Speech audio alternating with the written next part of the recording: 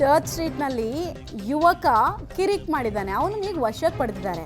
ಅನುಚಿತ ವರ್ತನೆ ತೋರಿದವರಿಗೆ ಖಾಕಿ ತನ್ನದೇ ಸ್ಟೈಲ್ನಲ್ಲಿ ಬಿಸಿ ಮುಟ್ಟಿಸ್ತಾ ಇದೆ.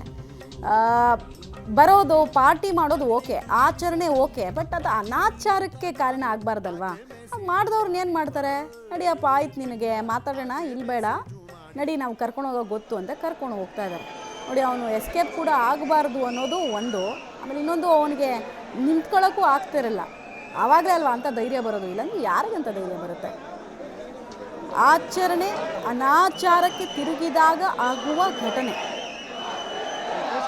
ಅದಕ್ಕೆ ಬಿಟ್ಟಿಲ್ಲ ಪೊಲೀಸರು.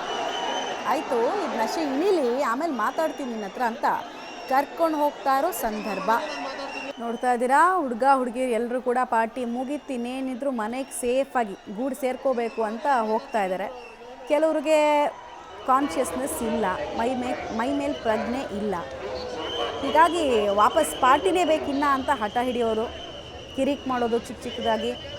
ಪಾಪ ಹುಡುಗನಿಗೆ ಒಂದು ಮನೆಗೂ ಕರ್ಕೊಂಡು ಹೋಗ್ಬೇಕು, ತಲೆ ಚಚ್ಕೋತಾ ಇದ್ದಾನೆ. ಕರ್ಕೊಂಡು ಬಂದೆ, ಈಗ ವಾಪಸ್ ಕರ್ಕೊಂಡು ಹೋಗಬೇಕು ಅಂತ ತಲೆ ಚಚ್ಕೊಂಡು ಫ್ರೆಂಡ್ಸಿಗೆ ಹೇಳ್ಕೊಂಡು ಆ ಹುಡುಗಿನ ಸೇಫಾಗಿ ಕರ್ಕೊಂಡು ಹೋಗ್ತಾ ಇರುವಂತಹ ಸಂದರ್ಭ.